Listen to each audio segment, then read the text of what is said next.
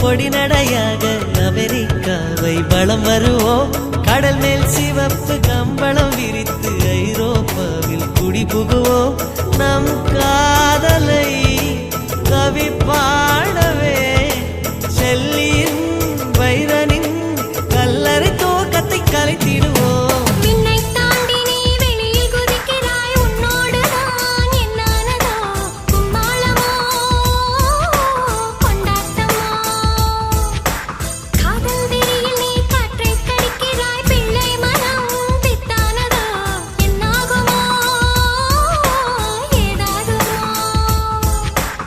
வாடை காற்றுக்கு வயசாச்சு, வாழும் பூமிக்கு வயசாச்சு. கொடியுகம் போனால் என்ன, காதலுக்கு எப்போதும் வயசாகாது.